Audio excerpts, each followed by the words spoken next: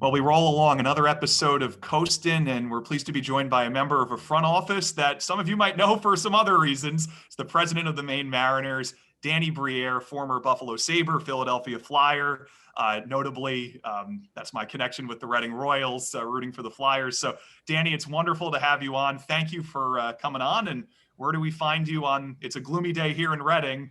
What's it like where you're at? I'm in Philadelphia. It's not much better looking outside. It's pretty ugly outside today.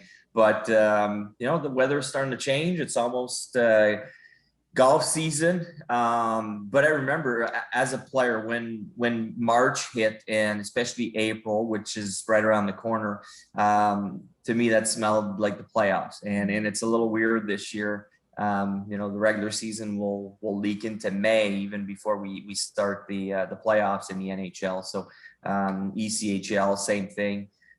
So it's a little different these days, but I can't wait for playoff hockey again. Now the NHL is in full swing. We've seen some instances where teams had to get shut down for a little bit of time, but from the outside looking in now, and from someone who's been on the inside for such a long time in the NHL, what's the experience like watching it, knowing what these guys are going through, knowing that the day in and day outs are so different now from, a normal season where you can go to the rink every day and, see the guys, hang out with the guys after the game, just kind of live a normal life? Yeah, after the game, going to a restaurant and, grabbing a meal with friends and family, you can't do that anymore. I think when just from what I'm hearing from some of the guys around the league, one of the toughest part is when you go on the road, you're stuck in a hotel. You can't go eat anywhere. You can't go walk around and shopping places. That was the fun thing when you went to, cities like LA or Chicago or New York City. You got excited because you had the chance to see the city a little bit.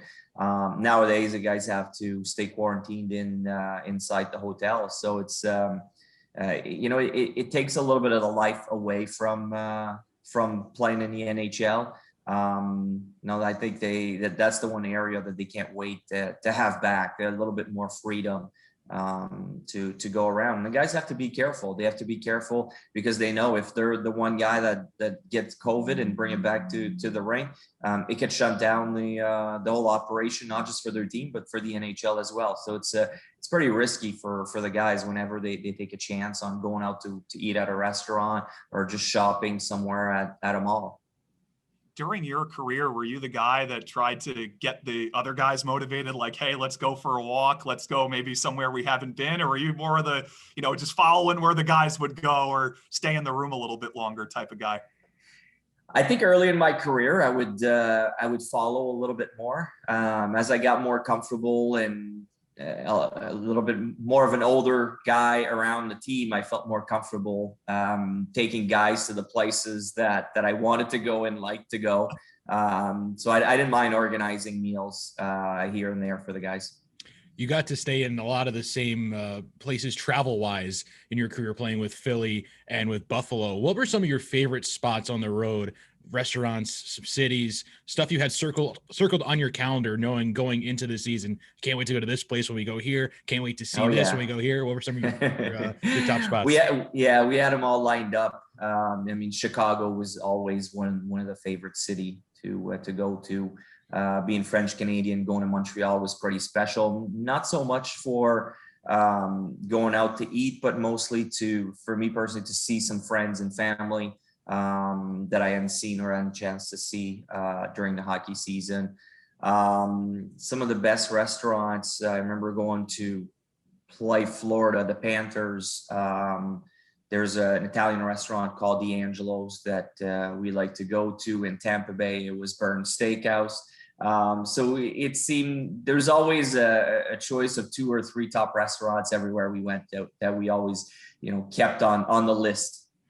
Did you enjoy seeing like the rookies' faces when you guys would go out to dinner for the first time, and you go to these extravagant restaurants or these big steakhouses or a place like in Miami, like a Joe's Stone Crab sort of a place where they're going out to dinner for the first time and experiencing like the NHL lifestyle? What did you get out of that? Just seeing the guy's face light up in that situation.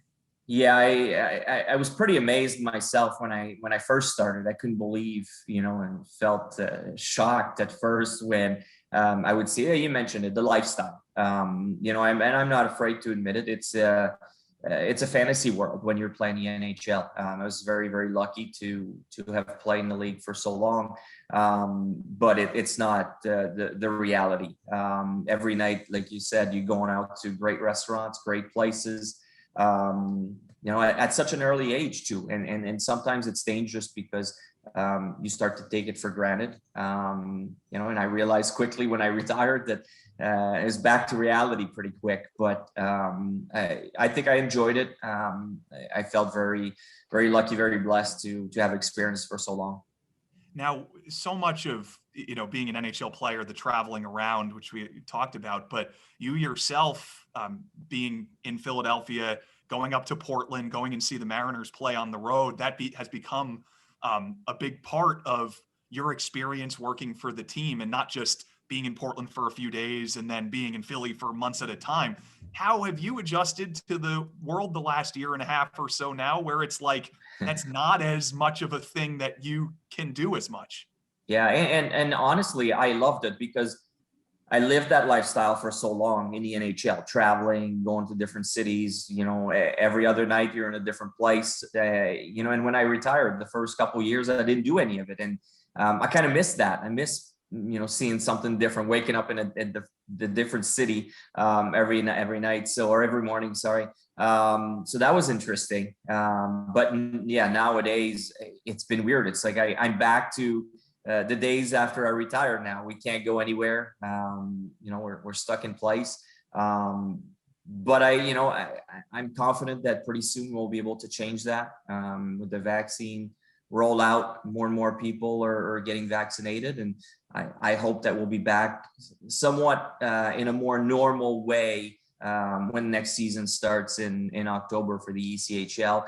It probably won't be exactly the way that we've known it in the past, but I hope somewhere where we can have fans back and players can travel and go play different places over in Canada and the United States. So I can't wait for that to be back.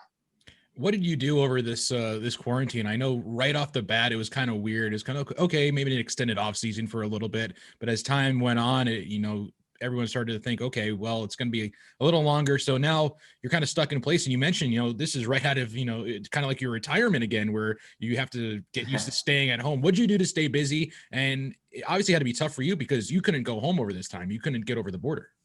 Yeah, well, my family's in Philadelphia, so that's where I was. I felt lucky that way to have the kids around and my wife. So it is what it is. Everybody has their own little story about that. I got the chance to work out a little bit more, but otherwise, one thing that it gave me the chance to do is to get involved a little bit more on the hockey side with the Flyers. Being around the team a little bit more, helping out with some of the development stuff, and a few times skating with the taxi squad and trying to help out. So that's been a lot of fun as well, getting involved with them a little bit more. From the Mariners' perspective, when you joined the team, it's the first season, inaugural season, and 3 years of momentum building up, or 2 years of momentum, I should say, building up kind of thing. And then it kind of just comes to a screeching halt. How have you, in your role and from the front office perspective, tried to get this, the train that came to kind of a screeching halt back on the tracks here, so things are moving in the right direction by hopefully what we're assuming is next October? Yeah, well, there's two sides. I mean, on the hockey side, I'm very fortunate to have Riley Armstrong involved with the team. He's on top of things. He's pushing for as many players as possible playing somewhere. Other teams in the ECHL, some guys down in the SPHL, a couple guys in the American League. So you're just hoping that your players are moving and playing, because it's not playing for a year is a long time. It's going to be, by the time we start again, a year and a half of development that some of the guys will have missed. So it's pretty scary. And then on the business side, it's finding ways, as you guys know, to stay relevant in our communities. And that's not always easy. You don't want people to find other things to do. You want to keep them as fans, of the Royals or the Thunder. You want to keep them around, and that's the same thing that we're dealing with, finding ways to stay relevant and get them excited about our opener in October and our schedule coming up and any changes that we will have soon. One of the things I wanted to ask you, because going from a player to now a front office role in a situation, kind of a new team starting up from scratch, Portland, Maine is a gem of a city. I mean, every single time, I know Feiner and I enjoy every single time we get to go there. How much knowledge did you have of the actual city of Portland, Maine, what it had to offer before you even maybe even took the job and took the opportunity? Yeah, I didn't know much, to be honest, with you guys. I had played there a few times, being an opposing team, going to play in Maine in the American League early in my career, but that was, 20 years ago. So I didn't know much about the city. One of my good friend, JP Dumont, who I played with in Buffalo, his wife's from Portland, and he always raved about the city. So he was one of the first phone call I made when I got the job. And he was really excited for me. So I knew, I had the feeling that it was going to be a good thing, but I've been really, really, really impressed with the city. It's a great place to go to play. We feel that's an area to try to convince guys to come and play in Portland. And it was tough the first year because, trying to find players, trying to build from scratch. And we realized quickly too that the North Division was probably the strongest in the ECHL. Teams are very, very competitive, and there's no easy games in our division. So it was tough the first year to catch up to be competitive with all the teams in our division. But we felt that the city of Portland was a way that we could take advantage and maybe entice some players to come and sign with us. We hope it's going to be the case moving forward, because we have a lot of work ahead of us to stay competitive with you guys and Newfoundland and Three Rivers coming up soon. So it's a great division to be part of. One of the things that I really enjoyed about just doing some light research for this interview was there was an article in The Athletic from a couple years ago. And it said, like many players, Briere figured it would be pretty simple, hire some ushers, make some popcorn, appear on the ice and open the doors. And then I believe it was earlier in the article, it referenced to the fact that when this writer, Scott Burnside, was giving you a call last April, that there were a few wildfires to put out, which I thought was an interesting way to put it, because Piv and I like to talk about not being accomplished hockey players as our welcome to the minors moment being, you're on the bus, you get off the bus, it's 4 a.m, time to get the gear in the room and hang it up. Now, from a front office perspective, it's a little bit different. So what are some of those welcome to the minors, wildfire-y like moments that maybe you remember earlier in your front office career? Trying to figure it out. There's a few things. I think one of the biggest eye-opener too is, as a hockey player first, I was extremely competitive, and I would just assume that everybody was the same way as me. And on the hockey side, most players are, so it's totally normal. When I got in the real world, I realized that not everybody had the same passion to succeed, and that was a fine line to walk. Early on, I maybe missed the boat a little bit, understanding that everyone's priority is different, and they're not necessarily mine. So now that was a little bit of an adjustment there, but I kind of liked having the chance to be involved on both sides. For example, in the morning, getting up and talking hockey with Riley, watching practice, discussing, change line combination, system that we're going to play, teams we're going to face. And then in the afternoon, moving up to the front office and discussing how we're going to sell more tickets, for the next game, the sponsorship, this partnership, how can we make it work, make him feel a little bit more special. So, the plan for marketing. So I kind of enjoy having the chance to dip my toes in different buckets throughout the day. It keeps you on your toes and moving forward, and you have to stay focused all the time.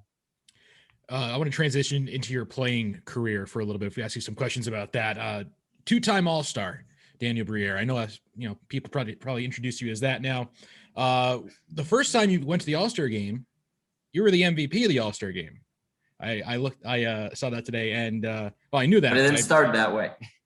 But I'm sure, I know there's a lot of hard work that goes into that. But what was it? The prize still a car for winning the MVP?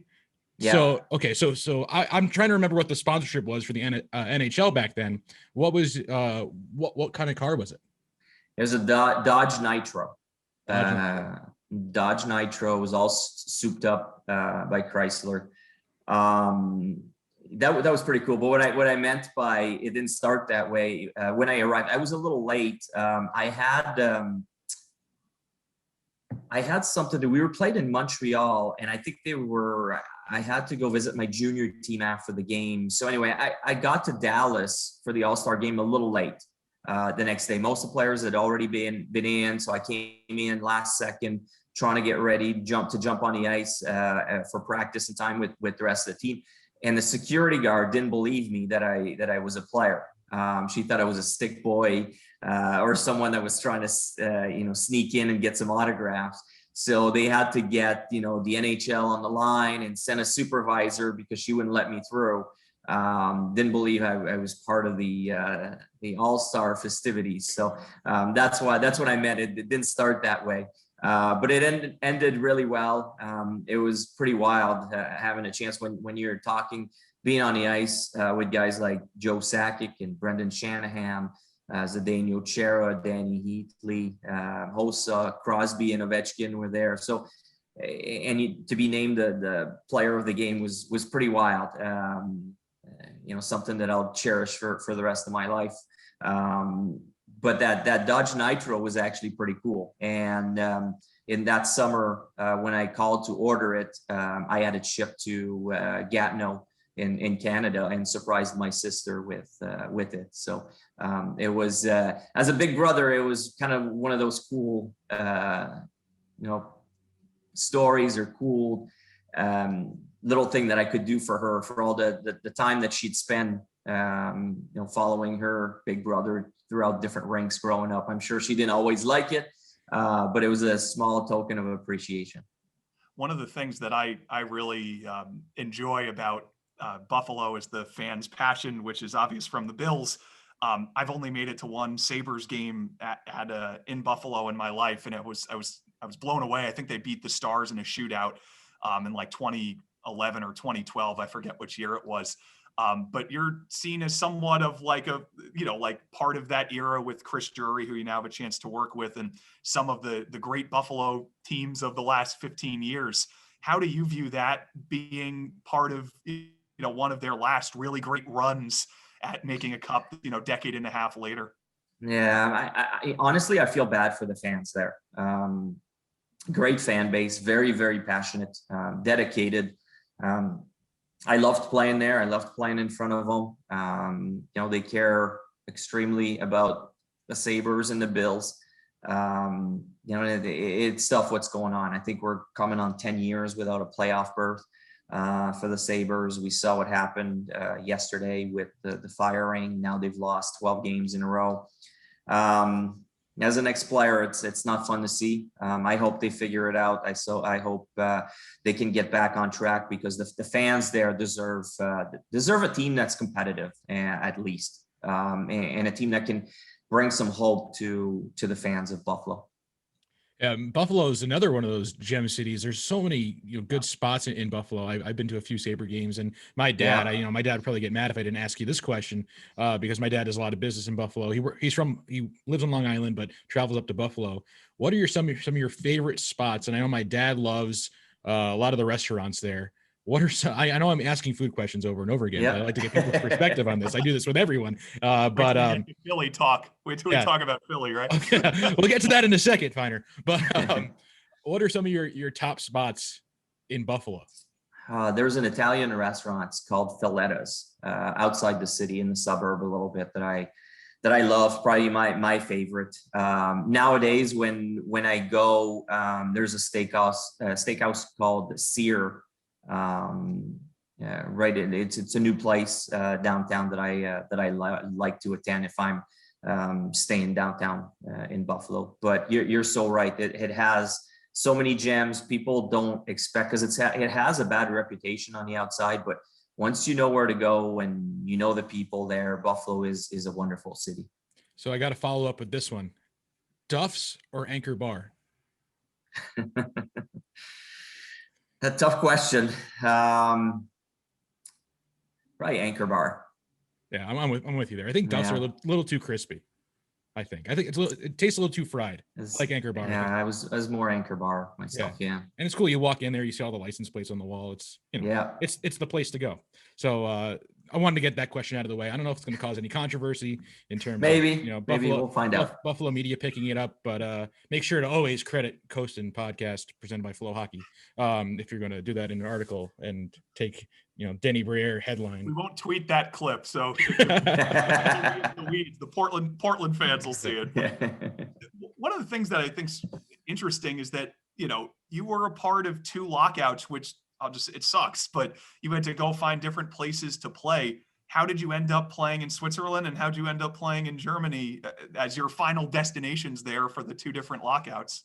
Yeah, well, both times, I got to go back a little bit. So early in my career, I was really close when things were not working out early on, and I didn't know if I was going to be in the NHL. I started looking at the different possibilities, maybe moving to Europe, because I was my first 4 years of my pro career, I spent mostly in the minors. So you start thinking, am I going to be a career minor leaguer? And then you got to start thinking about, maybe trying Europe for a bit.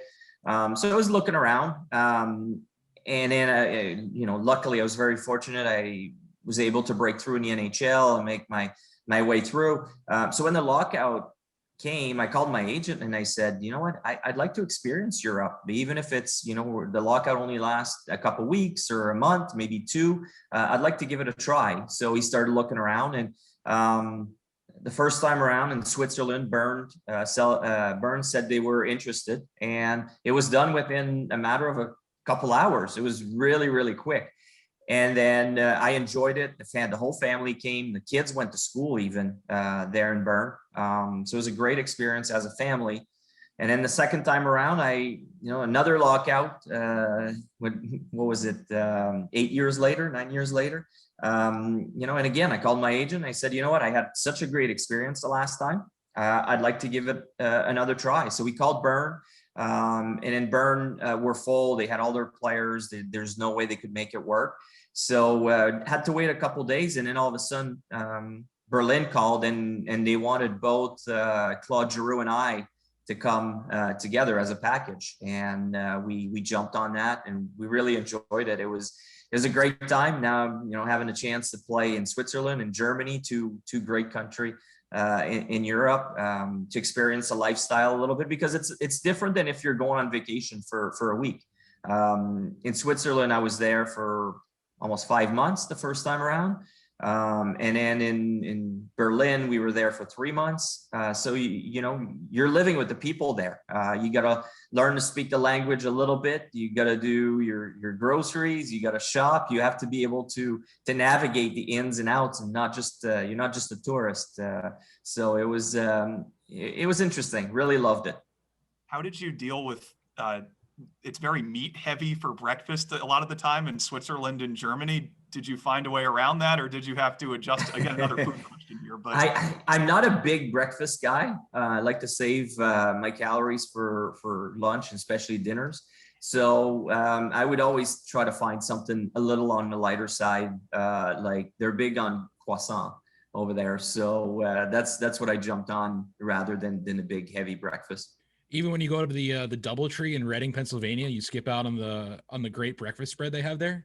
No, that one I load up and I take it easy later in the day. Yeah, that's so funny because we talk about that all the time.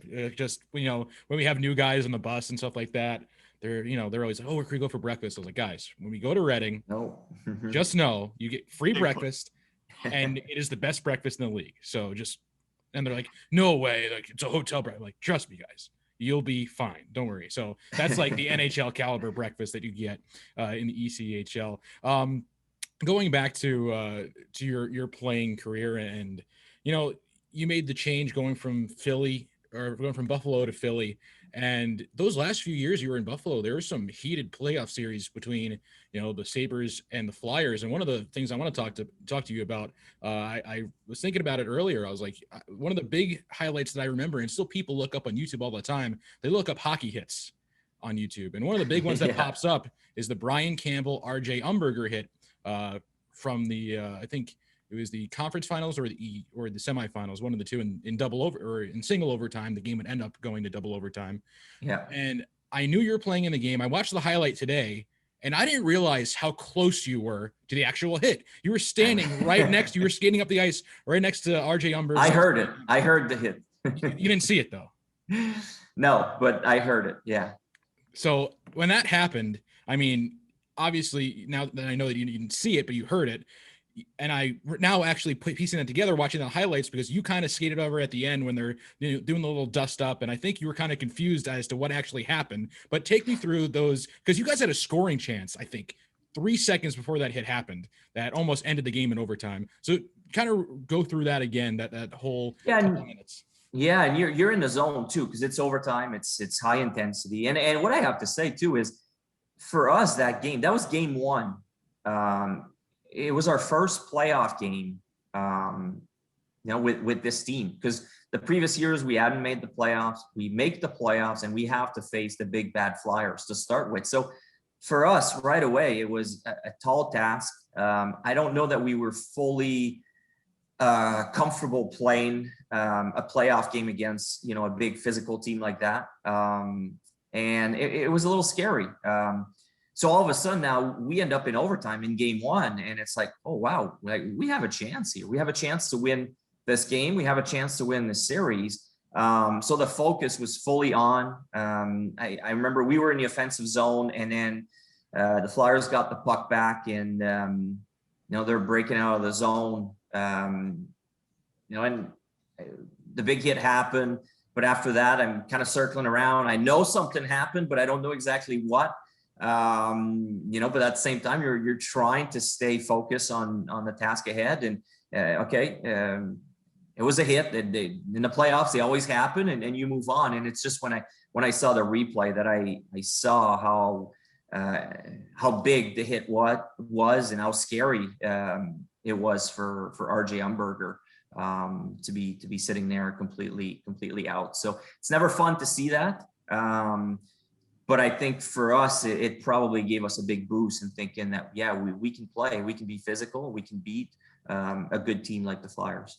And then you obviously watch the replay back at some point later in the time. You hear Rick Jenret's call of it, where he's going completely bonkers. What are some of your favorite Rick Jenret memories from your time in Buffalo?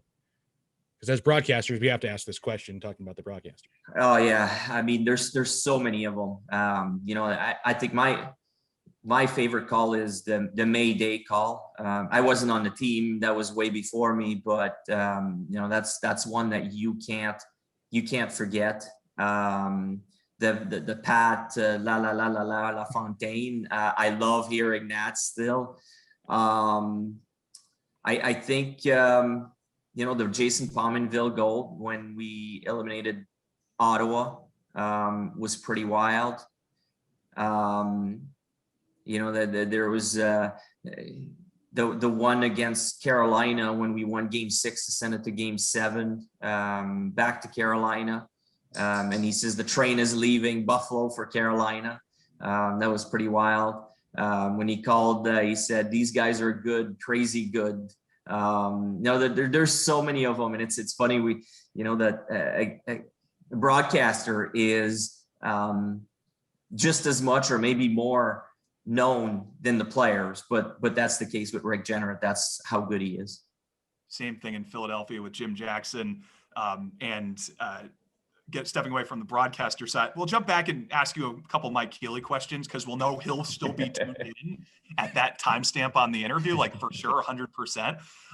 But Philadelphia and Montreal, Buffalo, these are three like really intense markets. I didn't really realize it. I'm from New Jersey, so like more like New York area, and it's intense, but there's 3 NHL teams, 9 pro teams. So it's like a dispersed energy.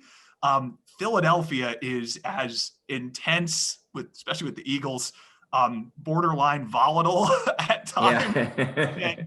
Not borderline. It is volatile. Okay. Way over the line. Actually, Philly fans would be upset at me if I didn't say it was volatile, even here. Correct. For like the Eagles and the Flyers and Sixers, et cetera, Phillies. And I have to say on that, sorry to cut you off, but no, you're good. I have to say I loved playing for those fans. As a player, when you see fans care so much about what you do, that's special. I'd rather play in front of fans that care, that are passionate, that will lose their, if you don't play well. I'd rather have that than fans that don't really care. And I was fortunate in Buffalo, it was like that. In Philly, it was like that. In Montreal, it was like that. So that was just my point about the Philly fans. Sorry. And I was going to say, what was it like in because you answered about Philly, like what was it like in Montreal? Because I don't think it's something Evan and I quite understand growing up in, he's from Long Island, I'm from New Jersey, and we hear about like what it's like with the Toronto media and the Montreal media and sort of that pressure. So what was that like with playing in Montreal and the pressure and the weight on the literal sometimes weight on your shoulders? Well, what I realized playing in Montreal is that it wasn't affecting only me. So if someone says that you have a bad game and they call you name and they say, Briere didn't have it tonight and blah, blah, blah. It's one thing. I can deal with that. But being French Canadian, your parents are around, your friends are around, your brothers and sisters are around, and they take the brunt of it because they go to work the next day and everybody's questioning them.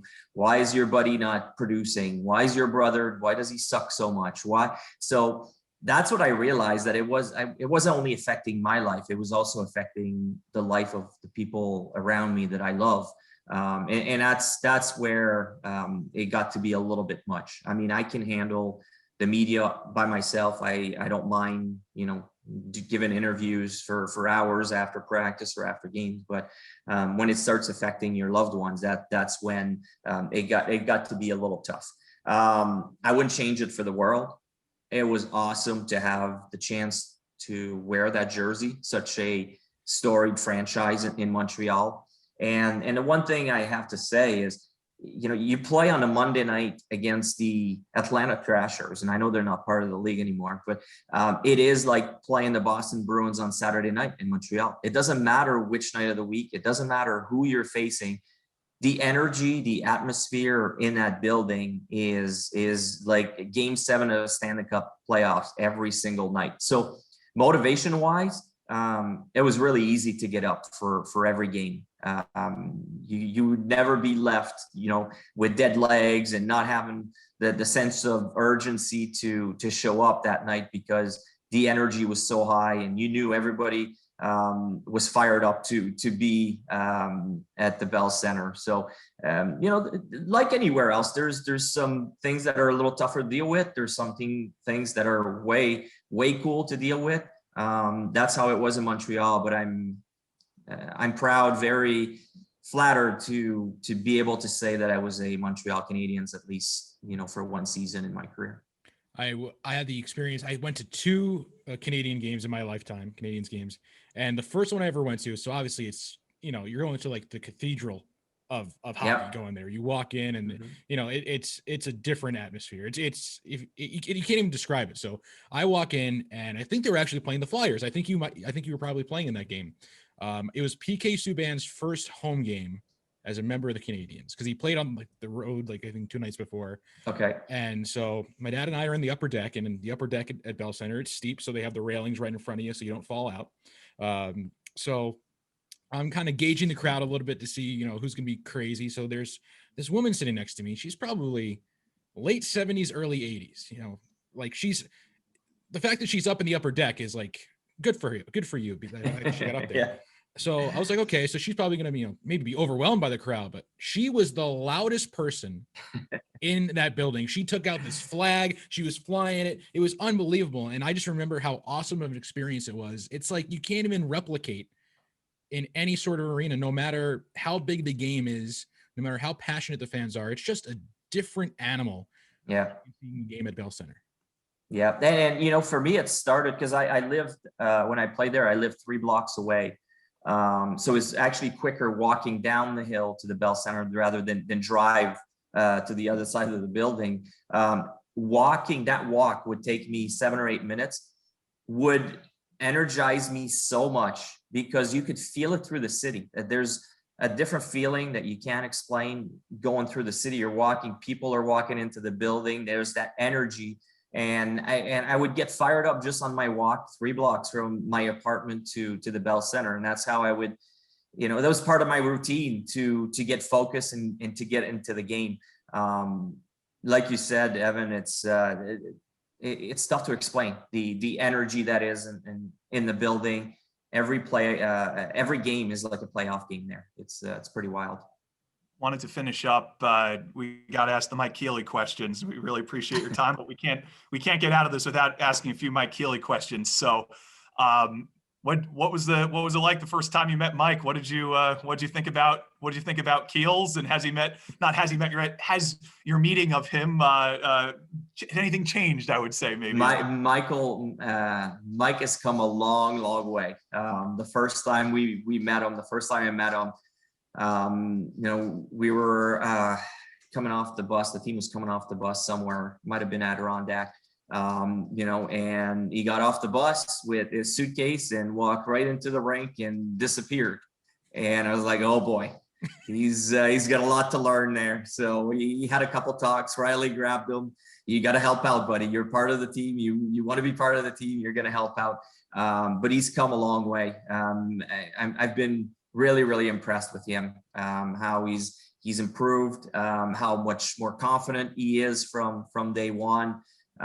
We've been extremely happy with his work, both in the front office and you know, behind the mic. Tremendous guy, and we're lucky to have him. We're lucky to have him as a colleague in the ECHL in the North Division. What are you going to say, Finer? Sorry to cut you off. I was going to say the same thing. I thought he was really quiet at first, and you're right. Now he's kind of warmed up, and you know, he's in the NAHL. Piv went right from broadcasting at Bowling Green straight to the ECHL. I was in juniors and had never broadcasted college hockey, so it was a big adjustment for both of us as well. And he has the baseball background, like a lot of us broadcasters that work in the ECHL do. And I think what's interesting is like what we said earlier about kind of those welcome to the minors moments. And for us, we're in our young, you know, mid 20s, early 20s. And all of a sudden it's like you're in that atmosphere where you're around a bunch of really hyper competitive guys that are trying to win and trying to improve, and, you know, maybe being quiet on the bus instead of talking at certain moments. It's like kind of like navigating those little human moments and realizing when it's time to shut up because you're not like the most important person. And, you know, maybe you might think that about, I'm behind the mic because I'm in college and I'm, you know, what, and then you realize like you're not really anything at all when you're working at the Coast. So maybe Keels didn't have that problem at all, but he's such a joy to work with.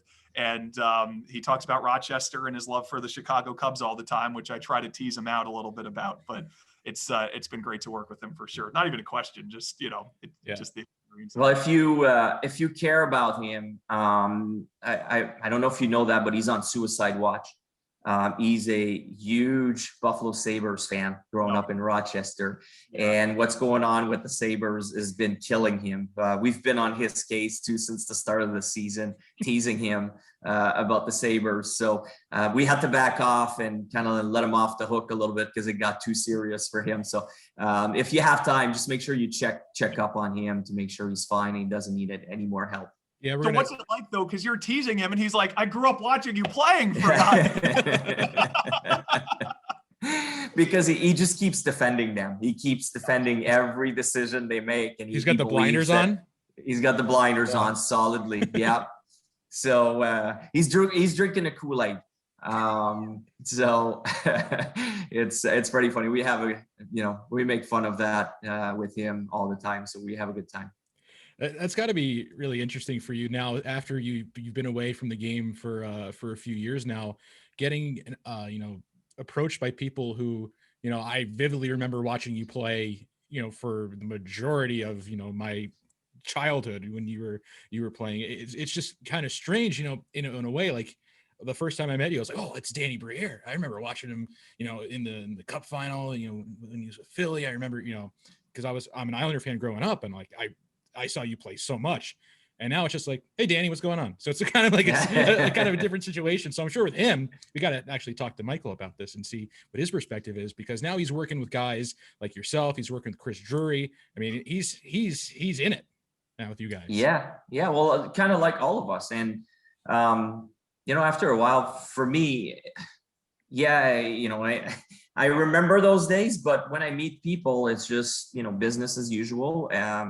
Those are people that I work with, and, I don't think about what they might imagine when they talk to me. It's just, we're partners. We're trying to, make the world move forward. So that's the way I see it. Danny, we've really appreciated the time. Thanks for spending more than a few minutes with us. And I'm sure we're going to get a text from Mike when this comes out. Yeah, we're in trouble. Yeah. Well, you might have to cut that last part about him. We're not cutting anything out. Especially, unless, even if he asks us, we're not going to cut anything out of this. No re-edits. So we really appreciate the time, and stay well, stay healthy, and hope to see you at the rink in Reading and Portland next year. I can't wait. I can't wait to see you guys back at the rink as well and have some hockey games.